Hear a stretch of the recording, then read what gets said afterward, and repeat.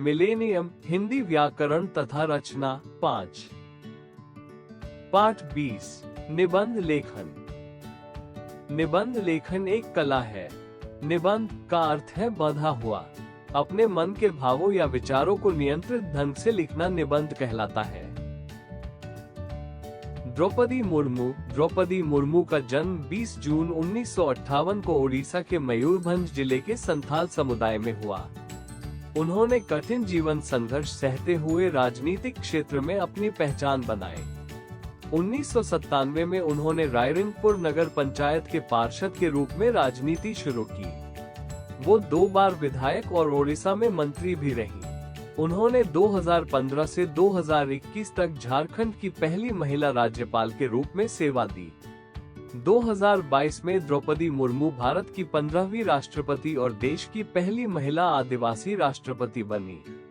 उन्होंने समाज सेवा और जनजातीय अधिकारों के लिए महत्वपूर्ण योगदान दिया।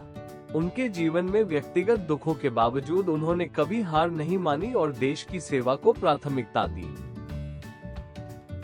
वर्षा ऋतु। भारत में 6 ऋतुएं होती हैं, जिसमें वर्षा ऋतु का विशेष महत्व है। वर्षा ऋतु जून के अंत में शुरू होकर 15 सितंबर तक रहती है। इस ऋतु में हरियाली फैलती है, पक्षी गीत गाते हैं और नदियां भर जाती हैं। भारत कृषि प्रधान देश है, जहां खेती का बड़ा हिस्सा वर्षा पर निर्भर है। वर्षा से सूखी भूमि हरी भरी हो जाती है और फसलें अच्छी होती हैं, खासकर खरीफ की फसलें जैसे धान, मक्का, ज्वार, बाजरा आदि मुख्य होती है। वर्षा ऋतु किसान के लिए वरदान है, क्योंकि यह सिंचाई का प्रमुख स्रोत है और कृषि उत्पादन बढ़ाती है। हालांकि जब अधिक वर्षा हो जाती है तो बाढ़ आकर फसल और जन धन की क्षति कर सकती है। वर्षा आधारित खेती भारत की अर्थव्यवस्था में महत्वपूर्ण भूमिका निभाती है और लगभग 60% कृषि उत्पादन इसी पर निर्भर है। इसलिए वर्षा ऋतु का प्रभाव कृषि और जीवन दोनों पर गहरा होता है। ऋतुराज वसंत। वसंत ऋतु भारत की 6 ऋतुओं में सबसे सुहावनी और महत्वपूर्ण ऋतु है, जिसे ऋतुराज कहा जाता है।